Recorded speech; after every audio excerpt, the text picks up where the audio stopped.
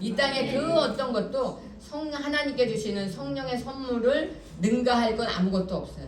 그러니까 여러분이 성령의 선물을 받으셔야 인생도 행복하고 또 천국 가고 또 우리가 이 땅에 살면서 하나님이 주시는 모든 복을 받아들일 수 있도록 도와주시는 최고의, 말하자면 이제 우리의 친구도 되시고 스승도 되시고 변호인도 되시고 여러분이 꼭 성령의 선물을 받으시기 바랍니다. 오늘 그래서 성령의 선물을 어떻게 받아야 되고 왜 받아야 되는지 성경 말씀을 통해서 여러분과 함께 은혜를 나누려고 합니다.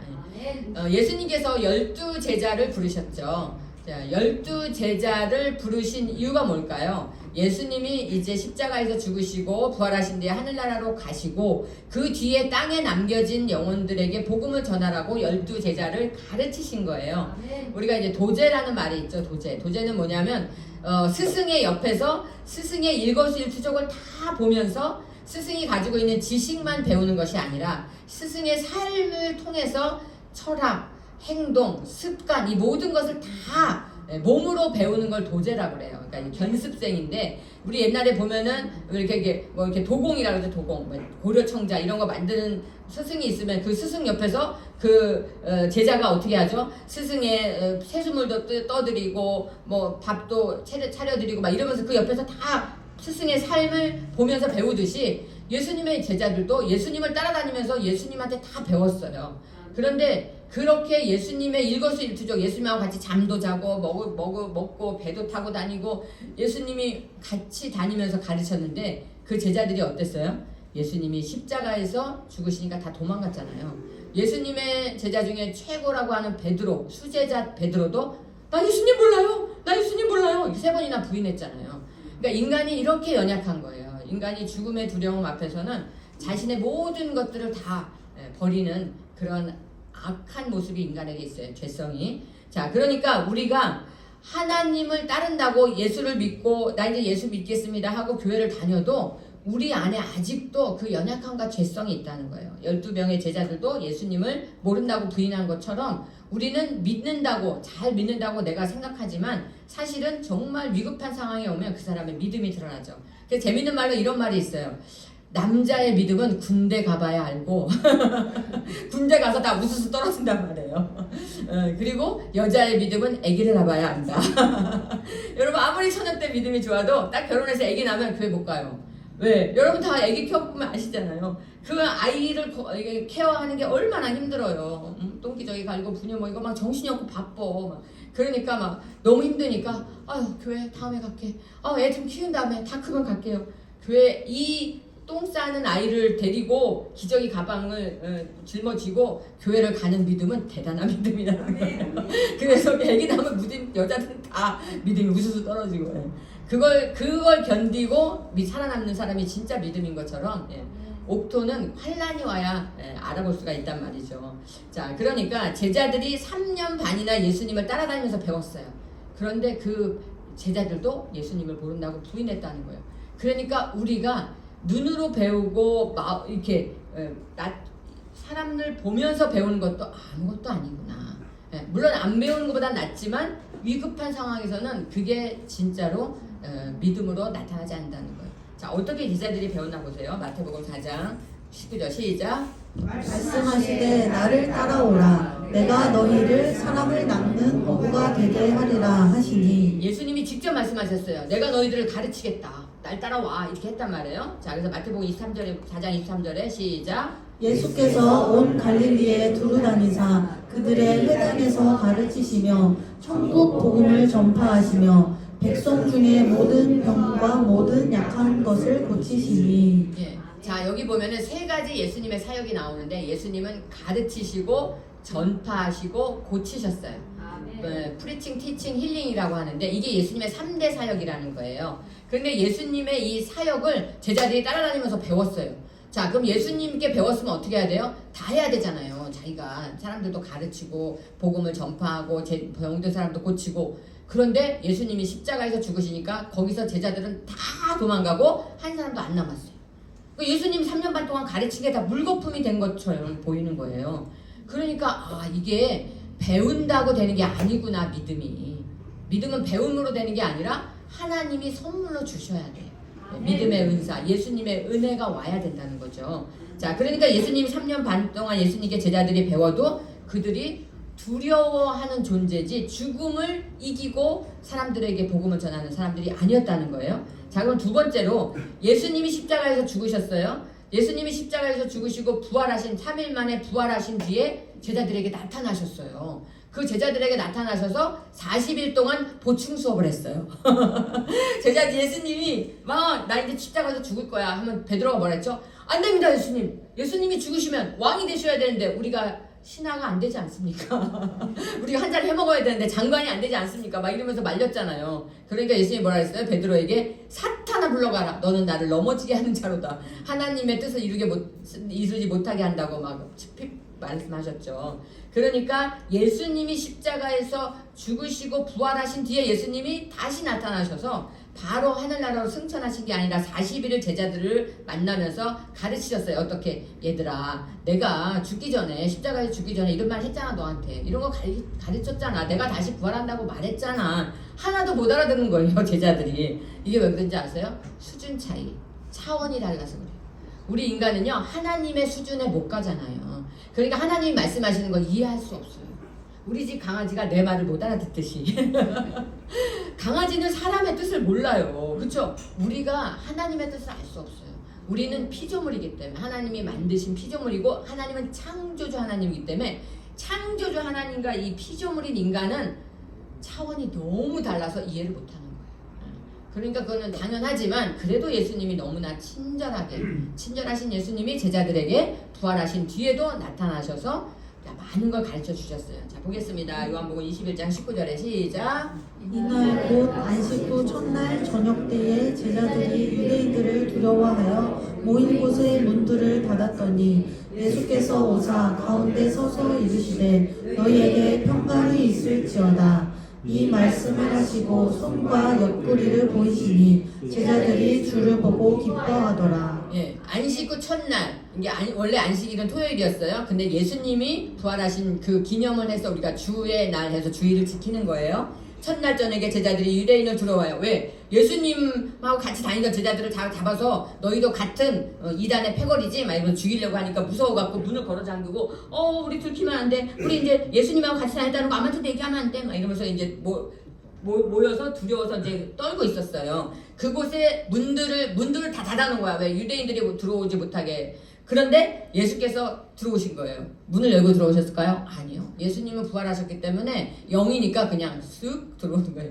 영은 시간과 공간을 초월해요. 그러니까 이런 벽이 있어도 쓱 들어오실 수 있는 거예요. 예수께서 오사 가운데 서서 이르시되 너희에게 평강이 있을지어다. 무슨 말이에요? 두려워서 우리 잡히면 예수님처럼 죽을 거야. 안 돼. 막 이러면서 두려워하니까 예수님이 나타나셔서 마음에 평안을 가져라. 평강이 있을지어다. 부활하신 예수님이 여러분께서 만약에 예를 들어서 부모님이 죽었어요. 돌아가셨는데 다시 살아나셨어. 얼마나 감사해요? 근데 다시 살아나신 부모님이 1000마디가 뭘까요? 제일 중요한 걸 1000마디로 하시겠죠? 예수님이 부활하시고 제자들에게 나타나셔서 1000마디가 평강이 있을지어다. 너희에게 평강이 있을지어다. 자, 다 같이 하겠습니다. 너희에게 평강이 있을지어다. 평강이 있을지어다. 왜요? 평강이 제일 중요하다. 평강이. 여러분, 포탄이 떨어져도 내 마음에 평강이 있으면 상관없어요. 어떤 환란이 와도 내 마음에 평강이 있으면 상관없어요. 마음의 평안이 제일 중요하다. 밥을 굶어도 마음이 평안하면 상관없어요. 근데 우리가 왜 힘들어요? 환란이 오고 문제가 오고 병에 걸리고 뭐 하면 뭐 때문에? 두려움 때문에. 어떻게? 평강이 없는 거예요. 마음에 평강이 있으면 어떻게 하느냐? 괜찮아. 하나님이 고쳐주실 거야. 괜찮아. 좋은 일이 있을 거야. 괜찮아. 자, 다 같이 괜찮아. 내 마음에 평강이 있습니다. 평강이 이 세상에 있는 것 중에 가장 값진 거예요. 왜냐? 평강은 하나님이 우리에게 주셔야만 돼요. 천국의 모습이기 때문에 평강이 내 마음에 내려와야 돼요. 평강이 있을지어다. 여러분 평강이 있으시기 바랍니다. 그래서 여러분 마음에 평안함이 없으면 하나님께 평강을 달라고 기도하세요. 하나님 제 마음에 평안을 주세요. 제 마음에 요동치 않는 평안을 주세요. 이렇게 평안함이 최고예요, 최고예요. 평강이 있고 평안함이 있으면 암에 안 걸려요. 왜 암에 걸리게요? 조바심 내고 스트레스 받으니까. 스트레스가 그거잖아요. 마음에 평안한 거는 행복인데, 또 다른 말로 암에 안 걸려요. 그래서 암에 미친 여자들이 암에 안 걸리잖아요. 네. 미친 여자들은 걱정이 없어요. 걱정이 항상 웃잖아요. 항상 좋아. 네. 여러분이 우리가 문제가 오고 병에 걸리고 뭐 환란이 왔을 때 항상 좋습니까? 안 그러잖아요. 그러니까 암에 걸리는 거야. 그러니까 평강이 그렇게 귀한 거니까 여러분께서 예수님 자체가 평강이에요. 여러분 마음에 예수님을 모셔드리세요. 자, 이 말씀을 하시고 손과 옆구리를 보이시니 제자들이 주를 보고 기뻐하더라. 이건 뭐냐면, 얘들아, 내가 죽었다가 다시 살아난 예수야. 나를 예수님을 보여주시는 거예요. 손과 옆구리에 창에 찔렸던 그거를 못 박힌 손을 보여주시면서 예수님이 증거하셨다는 거예요. 왜? 내가 죽었다 살아났다는 걸. 그러니까 예수님이, 자, 여러분 보세요. 죽음을 이기고, 이 세상에 죽음을 이길 사람은 아무도 없어요. 여기 이 중에서 죽지 않을 분 손 들어보세요. 아무도 없잖아요. 그죠? 손들면 정신병원 가야 돼요. 다 죽어요. 그리고 성경에도 보세요. 그 위대한 인물들 다 죽었잖아요. 그 위대한 다윗 왕도 죽었어요. 죽음이라는 건 인간이 피할 수 없단 말이에요. 그러니까 이 죽음을 피해갈 인간이 한 명도 없는데, 예수님은 죽음을 이기시고 부활하셨으니까 예수님은 인간이 아니라는 거죠. 하나님이라는 거잖아요. 창조주, 전능하신 분. 자, 그런데 이제 한 장 더 넘겨보세요. 자, 예수님께서 사도행전 1장 5절에 보면, 시작! 요한은 물로 세례를 베풀었으나 너희는 몇 날이 못 되어 성령으로 세례를 받으리라. 예, 예수님이 부활하시고 40일 동안 제자들하고 함께 있으면서, 이제 여기는 제가 나오지 않았지만 요한복음에도 보면 엠마오로 가는 제자들에게 떡을 먹이면서 말씀을 또 가르쳐 주시고 강론하시고, 그 다음에 제자들에게 세 번 나타나셨어요. 그래서 이제 바닷가에서 고기도 잡아서 먹여주시고, 이렇게 부활하신 예수님이 있다는 것은 우리가 예수님을 믿으면 천국 갈 수 있는구나. 그리고 우리 인간은 부활하는구나. 이거를 이제 가르쳐 주시면서 보충 수업을 40일이나 했는데도 제자들이 뭐 했냐면요. 안 되겠어. 우리는 다시 옛날처럼 고기 잡으러 가자. 그냥 뭐, 여러분 그러잖아요. 교회 다니다가, 교회 다녀봤자 소용이 없어. 다시 돈 벌러 가자. 그러잖아요. 교회 다녀도 내가 복을 못 받네. 주일날도 일하러 가자. 그게 우리 모습이에요. 제자들이 그랬다는 거예요. 그게 무슨 말이냐면, 힘있게 전도하고 복음을 전할 수 있는 믿음의 사람들이 안 됐다는 얘기예요. 3년 반을 예수님 따라다니고 40일 동안을 예수님의 보충 수업을 해도 아직도 두려워서 방에 갇혀갖고, 어떡해, 유대인들이 우리를 잡아주기만 안 되는데, 이런 두려움에 떨었다는 거예요. 그러니까 여러분, 우리가 두려움에 떤다는 것은 믿음이 없다는 말입니다. 아멘. 예, 자, 그래서, 그런데 그 예수님께서 지금 말씀하신 것처럼, 얘들아, 이제 예수님이 부활해서 40일 동안 제자들하고 있다가 하늘나라로 가실 때가 됐어요. 그래서 40일이 지나서, 이제 얘들아, 이제 내가 진짜 너희를 떠나서 이제 너희들에게 가르칠 거 내가 다 가르쳤어. 근데 이제 하늘나라로 내가 가야 돼. 그러면 하늘나라로 가면서 또 마지막 남기신 말, 유언을 하셨어요. 그게 이 말씀이에요. 이게 이제 사도행전 1장에, 얘들아, 내가 너희하고 3년 반을 다녔고 40일을 너희가 부활하고 너희와 있었지만 이제 나는 하늘나라로 가야 된다. 그런데 내가 하늘나라로 가기 전에 너희에게 마지막 한마디를 할게. 잘 들어봐. 요한은 물 세례를 주었지만 너희는 몇 날이 몇 해요? 이 몇 날이 며칠일까요? 10일. 몇 날이 10일 뒤에 왜냐하면 예수님이 10일 딱 안 가르쳐줬어. 왜 안 가르쳐줬을까요?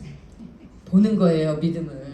내가 몇 날이 못 되어 성령이 너희에게 오실 거라고 말했는데, 그 말을 믿고 기다리는 사람을 보는 거예요. 이게 되게 신기한 게요.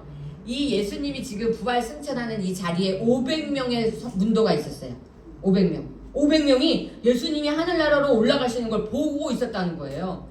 그 사람들이 예수님 이제 하늘나라로 가세요. 이제 우리와 함께 하시지 못하는 거예요. 막 이러면서 안 돼요. 안 가시면 안 될까요? 막 이러면서 오늘 이제 김우중 목사한테 안 가면 안 될까? 막 이러면서 예수님이 하늘나라로 구름을 타고 올라가시는 걸 보면서 그런 마음이 안 들겠어요? 예수님 우리하고 영원히 같이 계시면 안 될까요? 막 이러면서 500명이 예수님이 하늘나라로 올라가시는 걸 눈으로 봤어요. 오늘 제가 읽어드리진 않았지만 이 사도행전 1장에 나온단 말이에요. 자, 그러면 그 다음 9절 보겠습니다. 자, 이게 예수님의 마지막 유언이에요. 마지막 하늘나라로 올라가시 전에 이 지상에 있으면서 제자들에게 한 마지막 말. 뭐라고 그러셨나요? 시작. 오직 성령이 너희에게 임하시면 너희가 권능을 받고 예루살렘과 온 유대와 사마리아와 땅 끝까지 이르러 내 증인이 되시라 하시니라. 9절이요. 이 말씀을 마치시고 그들이 보는데 올려서 가시니 구름이 그를 가리어 보이지 않게 하더라. 자, 지금 예수님이 마지막으로 오직 너희가 몇 날이 못되어 성령이 너희에게 내릴 건데, 성령이 오시면 오직 only 하나, 오직 하나밖에 없다는 게 다른 방법이 없어요. 오직 성령이 너희에게 임하시면 너희가 권능을 받고, 아, 성령이 임해야 권능을 받는구나. 성령이 임하지 않고는 아무것도 할 수 없다는 거예요. 권세와 능력이 성령을 받아야만 나온다는 거예요. 그리고 예루살렘과 온 유대, 예루살렘은 우리 그 당시에 사람들이 사는, 제자들이 사는 예루살렘, 우리가 말하면 서울, 예루살렘과 온 유대, 이거는 나라 전체. 그 다음에 사마리아, 이게 이제 북이스라엘, 그 다음에 땅 끝까지. 아니, 땅 끝이 지구 끝까지 어떻게 제자들이, 그때는 비행기도 없고 배도 없는데 어떻게 걸어갈 수도 없고, 땅 끝까지 이르러 내 증인이 되리라. 예수님의 복음을 전하는 전도자들이 될 거다. 이렇게 말씀하시고 올라가신 거예요, 하늘나라로. 자, 승천하실 때 이 말씀을 마치시고 그들이 보는 데서, 500명이 보는 데서 예수님이 구름을 타고 하늘나라로 승천해서 올라가셨어요. 너무 멋있지 않습니까? 이 500명은 정말 웬 행운이야, 그런 걸 보고. 너무너무. 그런데 구름을 타고 올라가시니까 구름이 예수님을 가리어 보이지 않게 하더라. 예수님이 완전히 하늘나라 올라갈 때까지 막 보고 있는 거예요. 예수님 어떡해요, 우리 이제 어떻게 살아요, 막 이러면서. 그런데 예수님이 이렇게 하늘나라로 올라가신 뒤에, 자, 500명이 그 자리에 있었는데 예수님의 말씀을 따라서 한 자리에 모여서 기도한 사람은 120명밖에 없어요. 120명밖에. 그러니까 380명은 어디 갔어요? 기도하면서, 예수님이 기다렸으니까 기도하면서 배고파, 컵라면 먹으러 가자. 우리 아들이 밥 차려달라고 그러네. 우리 밭에 씨 뿌리러 가야 돼. 기도하다가 간 거예요. 그래서 끝까지 남은 사람은 120명이었어요. 그게 사도행전 1장에 나와요. 이게 여러분이 이런 내용을 모르잖아요. 제가 설명을 해줘야만 알잖아요. 그러니까 저는 그 당시로 가서 그 당시 상황을, 우리가 그러잖아요, 여러분. 기도에 오라 그러면 뭐래요? 나 오늘 약속 있어서 못 가요. 나 오늘 뭐 있어서 못 가요. 뭐 해서 못 가요. 못 가요. 다 떨어져 나가는 거예요. 은혜를 받으려면요, 끝까지 있어요.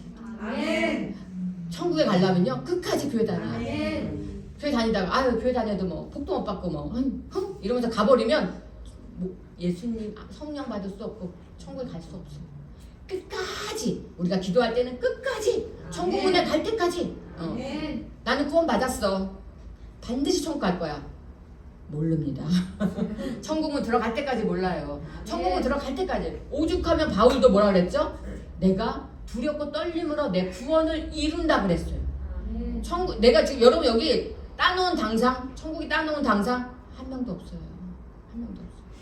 언제 탈락할지 몰라요. 그렇기 때문에 우리는 두렵고 떨리는 마음으로 끝까지 기도해야 돼. 그 500명 중에 끝까지 남아서 기도한 사람이 120명이었어요. 성경에 나옵니다. 자, 그 다음 구절 보겠습니다. 시작. 여자들과 예수의 어머니 마리아와 예수의 아우들과 더불어 마음을 같이하여 오로지 기도에 힘쓰니라. 예수님이 이제 말씀하셔 갔잖아요. 너희가 며칠이 몇 날이 못 돼요. 성령이 오실 거니까 너희 기다려서 모여서 기도해라. 그러니까는 여자들이 그래서 기도를 이게 성경에도 써있단 말이야.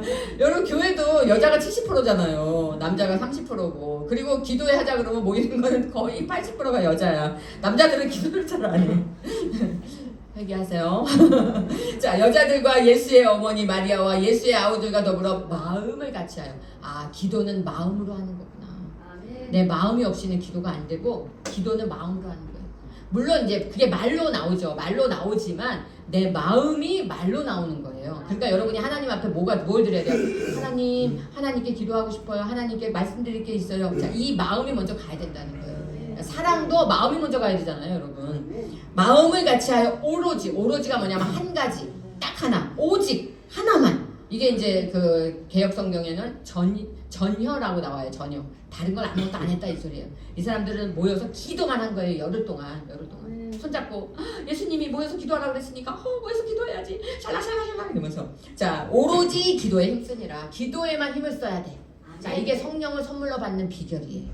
자, 15절이요. 시작. 모인 무리가 약 120명이나 되더라. 그때 베드로가 그 형제들 가운데 일어서서.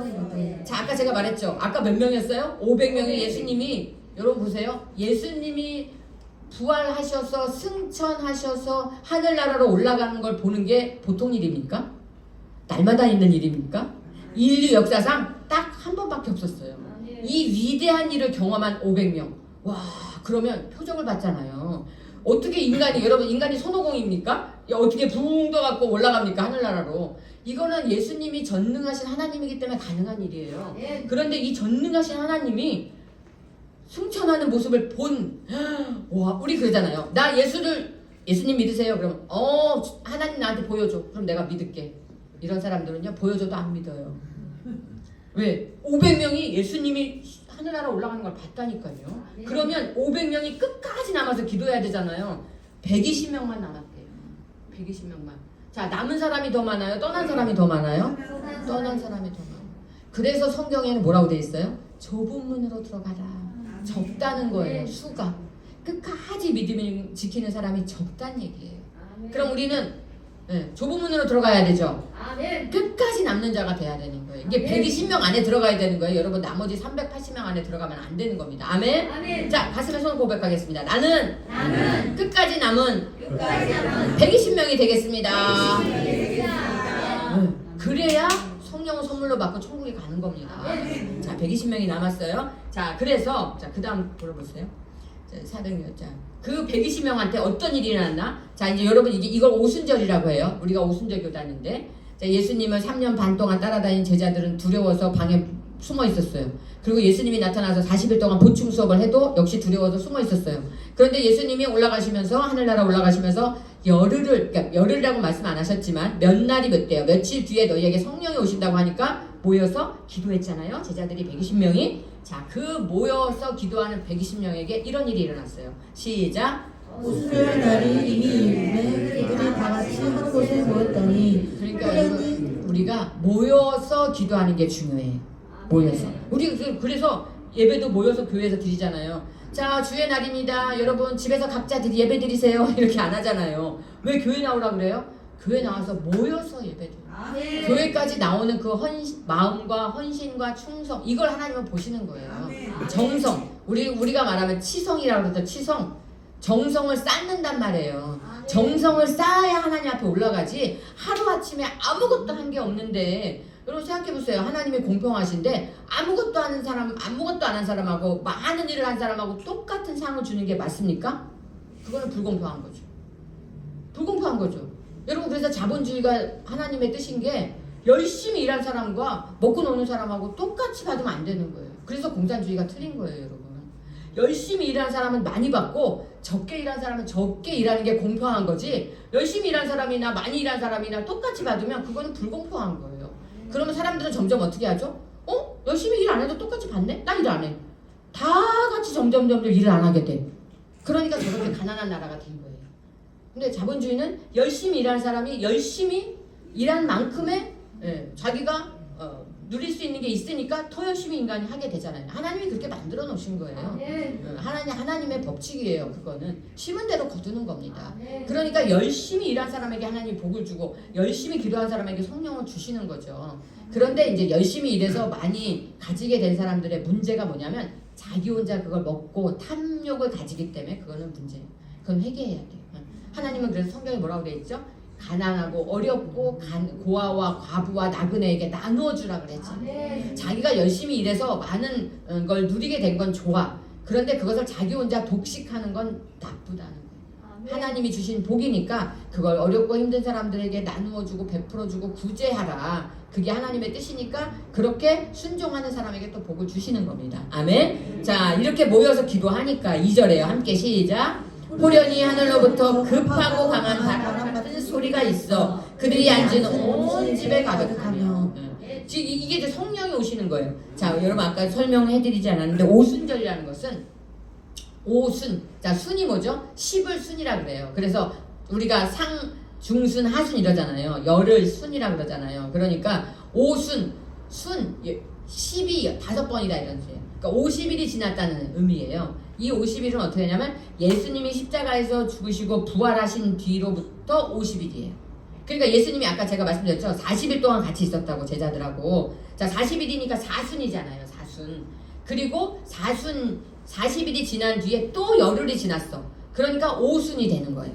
이해가 되시죠? 예수님이 부활하신 뒤에 50일이 지난 것을 오순절이라고 해요. 그런데 그 오순절날 성령님이 내려오셨어요. 성령 강림이라 그래요. 왜냐하면 예수님이 약속하셨잖아요. 몇 날이 못돼요? 너희가 성령을 받으리라. 성령이 오실 것이다 라고 약속하셨는데 그 약속대로 50일 만에 열흘 뒤에, 그러니까 예수님이 부활하신 때로부터는 50일이 지난 날 성령이 내려오셔서 오순절날이 이름에 이런 거예요. 그래서 이 성령을 강조하는 교단을 오순절 교단이라고 부르는 거예요. 오순절. 자, 오순절의 의미를 정확하게 아셨죠? 부활 후 50일치라는 얘기예요. 자, 그래서 호련히 하늘로부터 급하고 강한, 호련히 아무 약속도 없이 사람들이 모르는 사이에 갑자기 하늘로부터 급하고 강한 바람. 성령님은 바람같이 임하세요. 여러분, 바람이 여러분 눈에 보입니까? 바람은 안 보이잖아요. 바람을 보는 분 있어요? 안 보이죠. 근데 바람 부는 걸 느끼죠. 어떻게? 휙 지나가면 뭐 시원하든지 춥든지 아니면 바람 때문에 먼지가 일어나든지 뭐 이런 걸 보고 알잖아요. 자, 바람이 우리 눈에 안 보인다고? 바람은 없어. 자, 이렇게 말하는 분 손 들어보세요. 또 119 불러야 돼요. 그러면 바람은 우리 눈에 안 보이지만 반드시 있잖아요. 그런데 눈에 안 보이는데 느끼잖아요. 성령님도 그래요. 성령이 우리 눈에 안 보여요. 그래서 바람과 같이라고 하는 거예요. 눈에 안 보이지만 성령이 오시면 나는 느껴. 여러분 성령 받아보신 분은 느끼죠? 몸이 뜨거워진다든지 아니면 시원해진다든지 아니면 뭐 어떤 증상이 다 나타나잖아요. 땀이 난다든지 뭐 이렇게 몸 힘이 들어간다든지 뭐 이렇게. 가장 큰 특징은 몸이 뜨거워져요. 자, 시원한 사람도 있어요. 근데 급하고 강한 바람 같은, 성령님은 바람과 같이 임하시는구나. 그 다음에 소리가 있어. 소리로 임해.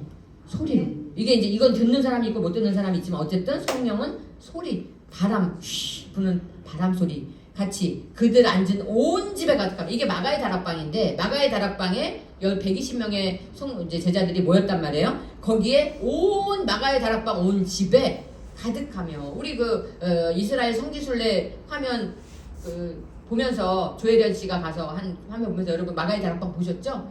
다락방이라 그래서 우리가 말하는 것처럼 이런 다락방이 아니고 이렇게 옥상 위에 지은 이런 집이에요. 그러니까 마가가 되게 부자였다는 얘기예요. 그런데 그 화면 보시면 알지만 우리 지금 이 성전의 한 3배 정도 되는 크기예요. 엄청 큰 말하자면 이제 홀, 교회당 같은 그곳에 가득했다는 성령이 바람 임하실 때. 자, 그 다음 보겠습니다. 시작. 마치 불의 혀처럼 갈라지는 것들이 그들에게 모여 각 사람 위에 하나씩 임하여 있더니, 마치 불의 혀, 여러분 불의 혀가 뭐야? 이렇게 불이 우리가 불조심 포스터 보면 이렇게 불이 이렇게 그려지잖아요. 그렇게 성령은 불처럼 임하시는구나. 그래서 성령이 임하면 몸이 뜨거워지는 거예요. 갈라지는 것들이 그들 위에 보여 각 사람 위에. 성령은 한 사람 한 사람에게 임하는구나. 이게 되게 중요합니다, 여러분. 우리 교회 성령 운동하는 교회야. 우리 교회는 성령을 많이 얘기해. 우리는 방언으로 많이 기도해. 우리 목사님은 성령의 사람이야. 이런다 그래서 내가 성령 받지 않는다는 거예요. 내가 하나님이 받으시기에 합당해야 나에게, 각자에게, 구원은 각자에게. 내 마누라가 권사님이라고 내 마누라 발목 잡고 천국 가지 못합니다. 우리 아빠가 목사님이라고 우리 아버지 허리춤 잡고 천국 가지 못합니다. 내 믿음, 각 사람의 믿음으로 천국 가고 각 사람에게 성령이 임하시는 거예요. 그러니까 각자가 사모해야 돼요. 각 사람 위에 하나씩 임하여 있더니 성령의 불이 각자의 머리에 하나씩 임했다는 거예요. 통째로 임하지 않는다는 거예요. 그러니까 이게 얼마나 참 놀라운 영적인 의미냐면, 눈에 보이지 않는 하나님의 세계는요 퉁치지 않는다는 거예요. 도매급이 없어요. 여의도 순복교회 같이 큰 교회 다니니까 다 구원받을 거야. 땡. 우리가 다 같이 예배드렸으니까 전부 천국 갈 거야. 땡. 아니라는 거야. 나의 각자의 믿음으로 성령 받고 각자의 믿음으로 천국 가고. 아시겠죠? 그러니까 내가 열심을 내야 돼요. 우리 목사님이 능력 있어. 죽은 자도 막 살려. 그러니까 나 천국 갈 거야. 안 된다는 거야. 내 믿음으로 각 사람 위에 임하여 있더니. 그 다음에 함께요. 4절. 그들이 다 성령의 충만함을 받고 성령이 말하게 하심을 따라 다른 언어들로 말하기를 시작하니라. 그들이 다 몇 명 빠졌어요? 안 빠졌어요. 왜 그랬을까요? 그 120명은 도망간 380명하고 달라서 열심히 기도하니까 다 받았다는 거예요. 여러분도 다 받으시기 바랍니다. 다른 사람 기도할 때 나도 열심히 기도해서 다 받아야지. 뭐라고 기도하나, 저 사람은 왜 울면서 기도하나, 다른 사람 보다가 자기 못 받아요. 그냥 내 기도만 열심히 하나님 앞에 하면 돼요. 내가 하나님 앞에 마음을 드리면 돼요. 다 성령의 충만함을 받고 성령이 말하게 하심을 따라. 이게 중요해요. 성령의 선물은요, 내가 하는 게 아니에요. 내가 잘해서 내가 이렇게 많이 봉사했으니까 하나님이 나한테 주셔야지, 땡, 아니라는 거예요. 하나님의 일방적인 은혜예요. 은혜. 여러분, 부모님 은혜가, 우리 얼마 전에 이제 어버이날 지냈잖아요.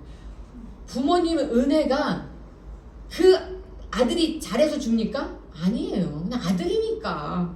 아들이니까 주는 거지. 아이고, 너가 학교 가서 1등해 오면 주고 1등 안 하면 안 줘. 이러지 않잖아요, 부모님은. 그냥 부모니까 다 주는 것이 은혜이듯이 하나님도 마찬가지. 하나님이 우리에게 주시는 건 은혜지, 우리가 뭘 했기 때문에 대가로 주는 게 절대로 아니라는 거예요. 그래서 성령의 충만함을 받고 성령이 말하게 하심을 따라 하나님에게 맡길 때 다른 언어들로 말하는 방언을 받게 되는 거예요. 그러니까 하나님께서 우리에게 선물을 주시려고 기다리시는데 어떤 사람에게 줘요? 내가 온전한 마음으로 오로지 기도에 힘쓸 때 그 사람에게만 선물을 주는 거예요. 내 마음이 여기도 갔다 저기도 갔다. 여러분, 연애를 하면서 이 여자도 사귀고 저 여자도 사귀고 양다리 걸치고 쌍다리 걸치고 세다리 걸치고 그런 사람은 안 되잖아요. 마찬가지로 우리가 하나님한테 온전히 마음을 드리면서 기도할 때, 그럴 때 성령이 오신다는 거예요. 그러니까 하나님한테 온전한 마음을 드리는 사람에게만 선물을 주세요. 자, 그런데 그 선물을 어떻게 받는지를 베드로가 우리한테 너무나 친절하게 또 가르쳐주고 있어요. 그래서 베드로는 수제자인 것 같아요. 오늘 읽어드린 본문의 말씀입니다. 사도행전 2장 38절 시작. 베드로가 이르되 너희가 회개하여 각각 예수 그리스도의 이름으로 세례를 받고 죄사함을 받으라. 그리하면 성령의 선물을 받으리니. 자, 여기에 딱 써 있어요. 성령의 선물을 받으리니. 선물은 누구나 선물은 기분이 좋죠. 네. 선물을 받고 싶죠. 자, 성령의 선물을 받고 싶은 분 손 들어보세요. 손 안 드신 분들 안 받고 싶으세요? 안 받고 싶으면 진짜 안 와요. 하나님은 받고 싶은 사람한테만 주세요. 왜요? 인격적이라서. 하나님은 싫어하면, 우리가 원하지 않으면 안 하세요. 여러분, 이게 굉장히 하나님은 인격적이지. 우리를 존중한다 이 말이에요. 너가 이걸 원하냐? 네, 그럼 주지마. 이걸 원하냐? 안 원합니다. 안 줘. 굉장히 자원하는 심령, 우리의 마음을 다시 한번 하겠습니다. 미처 손을 못 들으신 분을 위해서. 자, 성령의 선물을 받으리라. 성령의 선물을 받고 싶으신 분 손 들어보세요. 아멘. 다 드셨어요. 받을 때까지 하려고 그랬거든요. 다 드셨어. 받아야 돼요. 선물인데. 선물이요, 공짜라 그래서 좋은 게 아니고요, 선물은 주는 사람의 마음이기 때문에 중요한 거예요. 여러분, 선물이라고 해서 공짜라고 해서 가볍게 여기면 절대 아니라는 거예요. 사실은 공짜가 더 중요해요. 왠지 아세요? 여러분, 공기를 돈 내고 숨 쉬는 분 손 들어보세요. 10만원 10만원 다 죽어. 그냥 5분 안에 다 죽어요. 공기가 공짜잖아요. 근데 하나님이 왜 공기는 공짜로 숨쉬게 했을까요? 너무 중요하기 때문에 돈을 안 받는 거예요. 돈을 안 받는, 너무 중요하니까. 사랑도 마찬가지고 너무 중요한 건 하나님이 공짜로 해놨어요. 햇빛, 돈 받고 햇빛을 쬐려면 여기 다 죽어요. 예, 그쵸? 돈, 자, 햇빛 쬐는데 10만원입니다. 그러면 어떡해요? 가난한 사람들 햇빛을 못 쬐잖아. 그래서 하나님은 누구나 다. 비도 마찬가지고. 비도. 그러니까 하나님이 너무 중요한 건 공짜로 해놨단 말이에요. 너무 중요하기 때문에 가난하던 부자던 나이가 많던, 천국도 마찬가지예요. 천국도 만약에 천국을, 자, 1억 주면 천국 간다, 그러면 사람들이 난리 날 거예요. 그 1억 주고 천국 가려고. 근데 하나님이 너무 중요하니까 공짜. 천국 가는 거 공짜예요. 그러니까 돈만 안 된다는 거지 필요한 게 없다는 얘기 아니에요. 돈이 아니고 뭐라고요? 우리의 마음. 우리의 마음이 더 중요하단 말이에요. 성령의 선물을. 자, 근데 베드로가 성령의 선물을 어떻게 받는지 써놨습니다. 첫 번째, 회개하래요. 자, 베드로가 너희가 회개하여, 회개해야 성령의 선물을 받는구나. 야, 이거 괜찮은데? 하나님이 선물 주시는데 회개만 하면 된대. 돈이 안 들잖아요. 돈이 안 드는데 아무나 못해요. 이게 되게 또 중요해요. 아무나 못하지만 회개하려는 마음만 가지면 돼요. 내가 죄인이라는 생각을 하고 내가 잘못한 게 있다는 생각을 해야, 내가 예수님이 나를 위해 십자가에 죽으셨다는 것을 믿어야 회개가 돼요. 회개하여 두 번째, 예수 그리스도의 이름으로 세례를 받고, 예수님의 이름으로 세례를 받고, 불교도 아니고 부처도 아니고 마호멧도 아니고 공자도 아니고 조상도 아니고 뭐라고요? 예수님의 이름으로 세례를 받고 죄사함을 받으라. 우리가 죄인이라서 선물을 못 받는 거예요. 우리가 죄인이라서 천국에 못 들어가는 거예요. 그래서 죄사함을 받아야만 천국에 들어가고, 죄사함을 받아야만 성령을 선물로 받는데, 죄사함은 어떻게 받냐? 회개해야 받아요. 그래서 회개해야 성령을 선물로 주시는 거예요. 여러분 너무 감사하지 않습니까? 회개만 하면 된대요. 회개만. 돈 안 든다니까요. 우리나라 사람들 공짜면 양재물도 먹는다 그러잖아요. 자, 그리하면 성령의 선물을 받으리니. 자, 베드로가 너무나 중요한 걸 딱 써놨어요. 그러니까 이것도 베드로가 왜 이렇게 말할 수 있어요? 그래서 수제자인 거예요. 예수님을 따라다니면서 3년 동안 제일 가까이서 예수님을 따라다니면서 예수님을 보니까 영적인 비밀을 깨달은 거예요. 그래서 우리한테 알려주는 거니까, 우리는 예수님을 안 따라다녔지만 베드로가 한 말을 듣고 우리가 알 수 있잖아요. 그러니까 성령을 선물로 받으려면 어떻게 해야 돼요? 회개해야 돼요. 제가 좀 더 자세하게 알려드릴게요. 자, 회개하여서 예수 그리스도의 이름을 받고 제사함으로 하나님의 용서함을 받으면 우리에게 선물이 내려오는 거예요. 성령의 선물이. 그런데 야고보서 1장 6절에 보면 이렇게 써 있어요. 시작. 오직 믿음으로 구하고 조금도 의심하지 말라. 의심하는 자는 마치 바람에 밀려 요동하는 바닷물 같으니, 이런 사람은 무엇이든지 주께 얻기를 생각하지 말라. 믿음이 있어야 된다는 거예요. 회개를 하는데 믿음이 없이 회개하는 건 안 되고, 믿음으로 구하고 의심하면 안 돼. 다른 사람은 다 주지만 나는 안 주시지 않을까? 난 못 받을 것 같은데? 하나님이 나는 선물을 줄 만큼 나는 자격이 없어. 이렇게 의심하면 안 돼. 어떻게 해야 돼요? 하나님은 나를 사랑하셔. 그래서 나한테 모든 걸 주실 거야. 이렇게 믿어야 한다는 거예요. 의심해. 이게 왜 그러냐면, 왜 의심이 오냐면요, 마귀가 우리한테 그렇게 참소를 해요. 예, 자, 여러분 가슴에 손을 고백하겠습니다. 하나님은 나를 사랑하십니다. 자, 이렇게 말을 하라 고백하라고 하는데 고백을 못하는 사람들이 가끔 있어요. 그러면 고백을 못하는 사람을 불러다가 자, 시키는 거예요. 자, 하나님이 나를 사랑하십니다. 말하라 그러면 안 해요. 입을 다물고 안 해. 이런 사람이 있어요, 실제로. 왜 안 하냐고 그럼 나는 못한다 그래요. 입을 빡 다물고. 왜 그럴까요? 마귀가 안에서 못하게 하는 거예요. 마귀가 안에서. 뭐냐면 내가 하나님이 나를 사랑하십니다 라는 고백을 하는 순간 구원이 이루어져요. 구원 못 받게 하려고 그 마귀가 어떤 놈인지는 모르지만 속에서 안돼, 말하면 안돼, 말하면 안돼 이래갖고 말을 못하게 하는 거예요. 그래갖고 이건 실제 있었던 일이에요. 목사님이 불러다가 부흥회를 하는데 이 처녀가 말을 안 하는 거야. 예수님이 나를 사랑하신다고. 그래서 말하라고 앞에다 불러놓고 얘기하니까 이래. 하나님은 날 사랑하지 않아? 막 이러는 거예요. 하나님은 날 사랑하지 않으세요? 막 이러는 거예요. 왜냐면 하나님이 날 사랑한다면 내가 어떻게 이런 일이 있을 수 있어? 네. 그러니까 하나님에 대한 원망과 미움이 있는 거예요. 그러니까 하나님을 사랑한다고 못 느끼는데 그거는 본인이 그렇게 못 느끼게 하게끔 마귀가 시키는 거예요. 그러니까 나중에 이제 계속 시키니까 어떻게 하냐면 안 나가! 마귀가 이제 튀어나온 거야. 예. 그러니까 여러분, 하나님을 사랑한다고 고백할 수 있는 것도 은혜예요. 예. 그 고백을 우리는 그냥 쉽게 하잖아요. 내가 쉽게 한다고 모든 사람들이 하는 건 아니라는 거예요. 그러니까 내가 할 수 있는 것도 감사한 거예요. 자, 다시 한번 하겠습니다. 하나님은 나를 사랑하십니다. 이것은 진실입니다. 진짜예요. 왜냐하면 우리가 하나님이 우리를 창조하셨잖아요. 여러분, 부모가 자식을 미워합니까? 안 미워해요. 미워할 수가 없어. 자식인데 어떻게 미워해요? 하나님이 우리를 창조하셨는데 하나님이 우리를 어떻게 미워해요? 하나님이 우리를 너무너무 사랑하셔요. 그걸 믿어야 되고, 믿어지면 은혜가 있어. 믿어지면 선물이 온다는 거예요. 자, 그래서 의심하지 말고, 의심하는 자는 바람에 밀려 요동하는 바다 물결 같으니 이리 갔다 저리 갔다 하나님이 나를 사랑하는 것 같기도 하고 아닌 것 같기도 하고 교회에 가야 될 것 같기도 하고 아닐 것 같기도 하고 왔다리 갔다리 왔다리 갔다리 그러니까 선물 못 받아. 아시겠죠? 마음이 정해져야 된다는 거야. 그래 나는 하나님만 믿을 거야. 그래 나는 하나님께 복 받을 거야. 이게 믿어야 그래 나는 천국 갈 거야. 이렇게 믿어야 한다는 거예요. 천국 못 갈 것 같아. 이런 사람 못 가요. 못 간다니까요. 안 믿는데 어떻게 가요? 그러니까 믿어야 되는 거예요.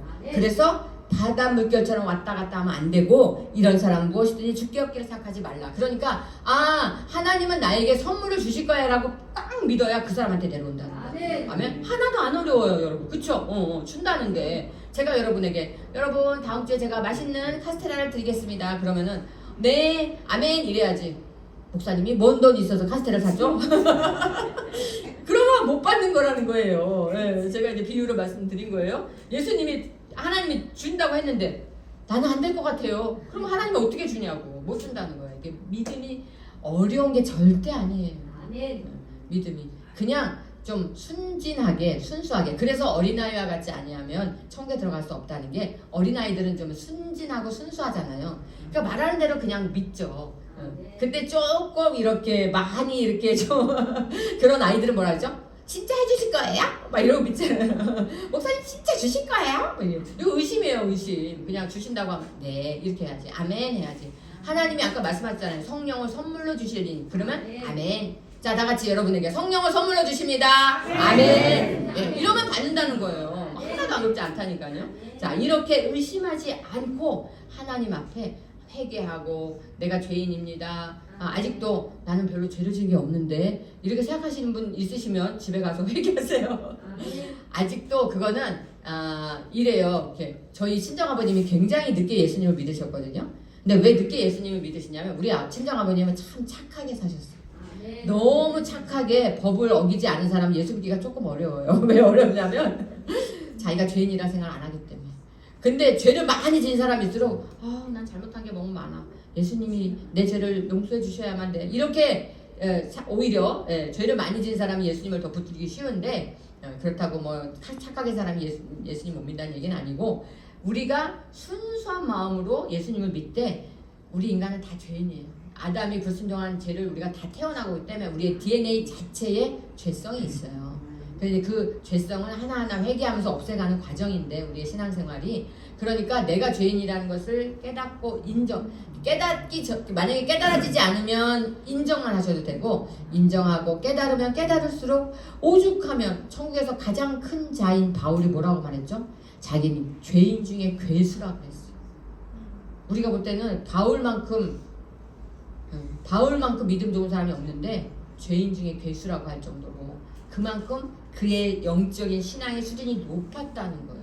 신앙이 올라가면 올라갈수록 내 죄가 보여요. 내 죄가 다 사자굴이랑 부채까지 모래알 같은 죄까지 다 보인단 말이에요. 죄를 안 짓고 살았다는 건 거짓말이에요. 그러니까 나는 죄인입니다. 예수님 나는 죄인입니다. 이렇게 하면 하나님이 오히려 그런 사람에게 은혜를 주신다는 거예요. 자 오늘 여러분께 성령을 선물로 받는 방법을 알려드렸습니다. 자 이제 다음 시간에는 이 성령을 실제로 어떻게 받는지를 알려드릴게요. 기도하겠습니다. 좋으신 하나님 아버지